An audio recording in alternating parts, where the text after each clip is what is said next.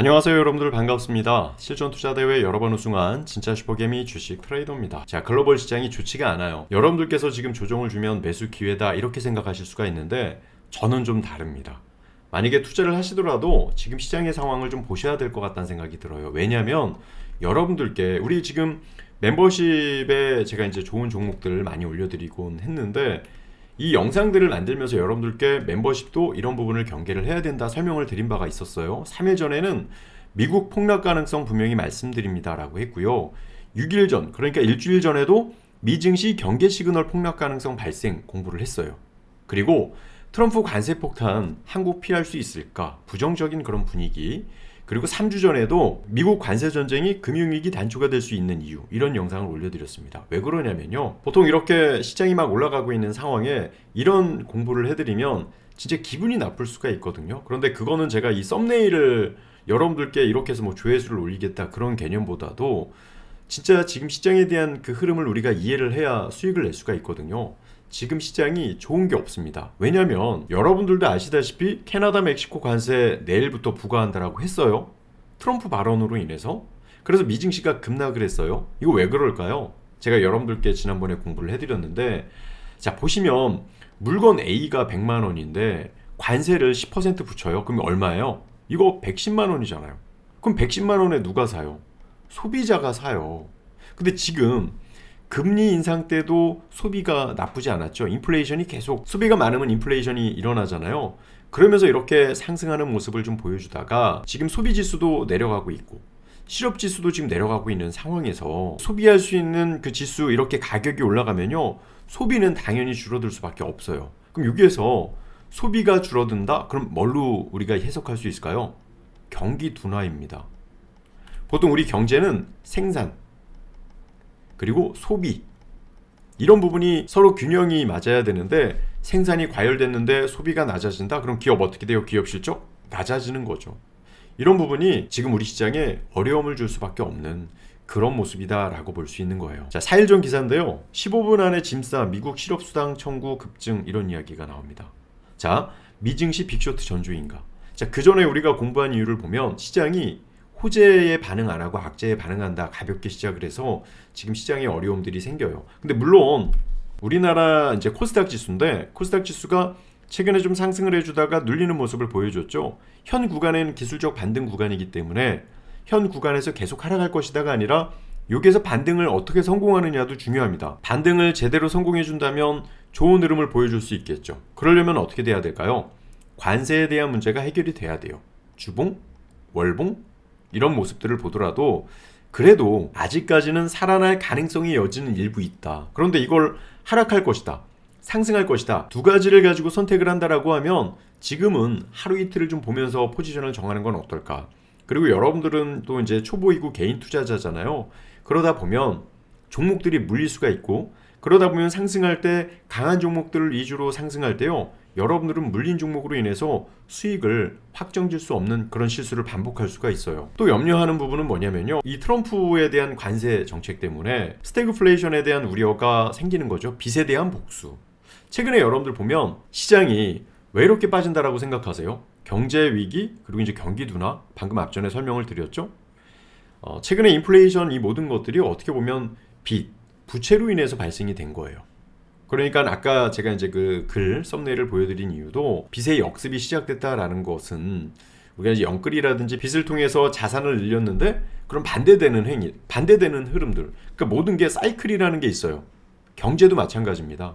이런 사이클 안에서 하락기에 만약에 부채가 있다라고 하고, 지금 이제 실업 청구 연결해서 우리가 읽어야 되는 게, 실업자가 늘어나서 뭔가 소비할 수 없는 그런 분위기가 됐을 때는요, 자산의 가치가 떨어질 수 있는 그런 영역으로 진행이 될 수 있는데, 그럴 때는 너도 나도 힘들 수밖에 없는 거죠. 지금 보면 삼성전자도 관망, 하이닉스, 바이오로직스 다 관망이에요. 셀트리온만 매수인데 차트 한번 볼까요? 이런 모습들. 셀트리온 왜 이렇게 오를까요? 지금 중국에서 새로운 바이러스가 이제 발생이 됐기 때문에 이런 이슈가 조금 있기는 합니다. 그래서 지금 제약주들이 강한 모습을 보여줬고, 어려운 장에서도 견고한 모습을 보여줬기 때문에 이런 흐름들이 나왔다. 그러니까 대부분 종목들이 다 관망이죠. 약해요. 약한데 이런 종목들 중심에서는 강한 모습들. 그러니까 확률적으로 보더라도 지금은 수익을 내기가 상당히 어려운 그런 모습이죠. 그리고 또 하나가 2차 전지예요. 2차 전지는 참 안타까운데 에코프로 BM 오늘 5%나 하락을 하죠. 에코프로는 이제 2차 전지 중심에서 상승을 하는 모습을 보여줬다가 지금 2차 전지가 밀리면서 코스닥이 붕괴되는 모습이에요. 이러면 에코프로와 에코프로 BM은 좋은 종목이 안 되는 겁니다. 보시면 전저점에서 이탈이 되잖아요. 이걸 제가 차트를 월 차트로 좀 바꾸면 이런 모습들이 나와요. 어려워요. 어떤 의미인지 아시겠죠? 왜 특히 이제 에코프로나 에코프로 BM을 여러분께 설명을 드리냐면 개인 투자자가 이 포모 현상이었을 때 2차 전지가 없으면 내가 진짜 주식 투자를 못하고 있구나라고 생각이 들 만큼 2차 전지만 올라갔을 때가 있었습니다. 그런데 지금은 이 관련주 중심에서 빠지고 있기 때문에 2차 전지가 상승해줘야만이 물려있는 개인들이 좀 살 수 있는 여지가 생기는데 그런 여지까지 주지 않고 있다. 그럼 시장 분위기는 어떨까요? 더 안 좋아질 수밖에 없죠. 에코프로도 이렇게 빠집니다. 자, 그래서 여러분들께 지금 시장의 흐름들은 이런 모습들을 보여주고 있고, 여기 보시면 제가 매번 여러분께 설명을 드리는데요. 시장이 안 좋으면요, 이렇게 인버스 보유가 나와요. 여기서 인버스 보유가 나오고요. 그리고 레버리지는 지수가 상승할 때 수익이 나는 거잖아요. 또 레버리지는 이렇게 관망이 나옵니다. 자, 이것처럼 시장이 좋을 때는 레버리지에서 매수가 나오고 보유가 나오고, 그러면 상승하니까 인버스 어떻게 돼요? 매도가 나오고 관망이 나오죠.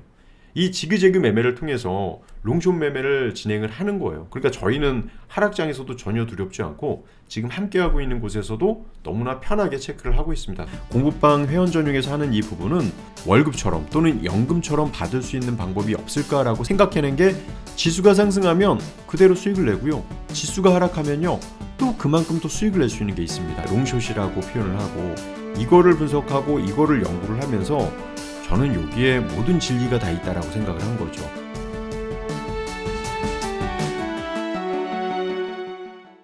더욱 지금 이제 조만간 대선이 있기 때문에 이 관련된 이 내용들을 같이 공부를 하고 있는데, 여러분들께서도 이걸 좀 활용을 하셨으면 좋겠어요. 지금은 여러분들 이곳에서 결제 안 합니다.